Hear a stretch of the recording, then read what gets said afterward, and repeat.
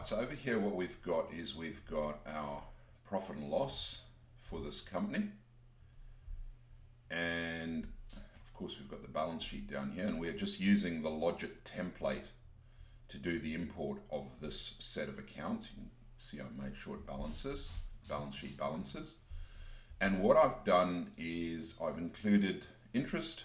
So this company has earned interest, dividends, trust distribution, and partnership share. So what we're going to do is we're going to do an import. So let me just save that and make sure that I import over the top of what I've already got. So this will be for 2024.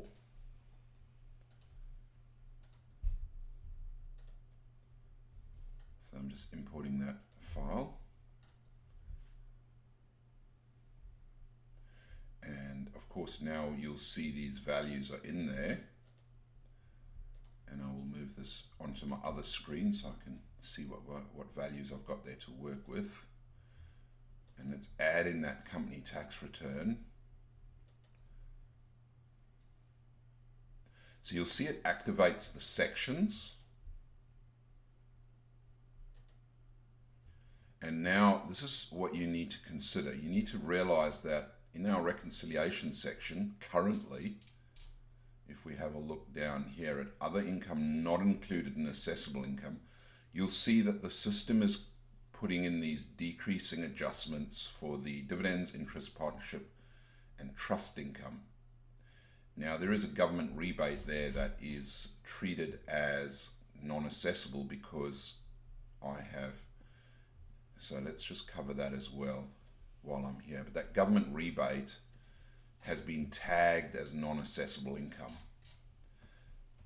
Right, that's why it's showing up there as non-assessable, of course, but we still need to deal with these other objects. And let's start with the interest. So you can see what's happened here is we've got the Excel interest, which is the accounting interest, and so our system treats that in the reconciliation section as non-assessable income until such time as we bother to put in the tax fact. So we've got the accounting fact, but the system doesn't know what the tax fact is. And you'll see in a moment why this makes sense, because it's possible that you would have a tax file number credit in case where your bank didn't have your tax file number and they withheld tax. So now you can see the reasoning for having us force you to put in the tax fact. So you put in the tax fact and then there is no increasing or decreasing adjustment. Now it is possible that, maybe not with this, and we'll get to it with dividends, where the tax fact is greater than the accounting fact. Could be the other way around, right? But anyway, now that we've done that, we've put in the tax fact. In this case, it's the equal to. Now, if we had a look in this reconciling item, you won't see the increase or decrease in interest. Moreover, if you look in the tax calc, you will see that there's the tax credit for the TFN withheld. So now we can do the other ones, and I think you'll understand how this is working. So if we went to the profit and loss, we've got our interest, now we need the dividends. Now you can, if you want, put in the names of these things, but for the interest of just getting through this, I will just say this is all unfranked. And again, you'll notice that there's no increase or decrease, but it's possible, and let's use this as an example, where the tax fact is greater than the accounting fact. And now what you'll see is that we have an other assessable income where the tax fact is greater than the accounting fact. And moreover, this becomes other assessable income, i.e. it increases the taxable income of the company over and above what's in the accounts alone. So let's finish off these other two sections now. So we've got partnership fact.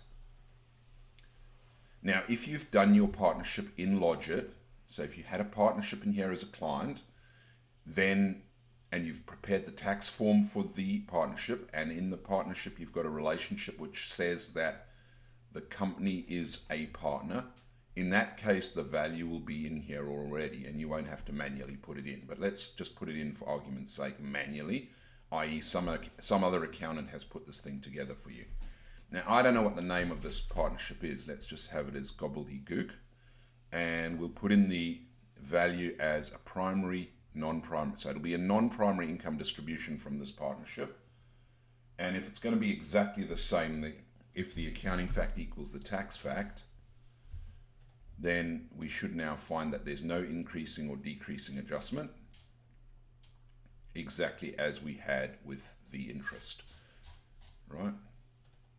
So of course, I don't know, and this will be very dependent on whatever partnership income your company is receiving, but you'll have to have a partnership distribution statement from the partnership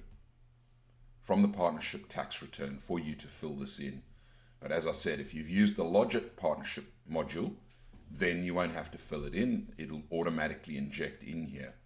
And again, you could have credits associated with the partnership income flowing through, or your partnership could be a farm, or it could even have some frank distributions of its own. So let's do the trust now, and it's pretty much exactly the same as the name of the distributing trust. Again, you could see that you would have to make the errors go away, you'd want to put in the ABN, the ACN of this, or the ABN of the partnership for this, or the trust for this to work. And the distribution, let's say so this is not a farm, it's just a straight up trust.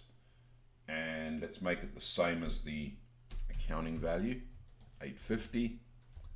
So again, we have a look in that reconciliation section, and we don't have any income coming through from that, or we don't have any other income not included in the assessable income, where we're excluding the accounting value because we don't have a tax value. In this case, we now have values for all of these, and we don't. Well, in this case, we left it with an increasing adjustment.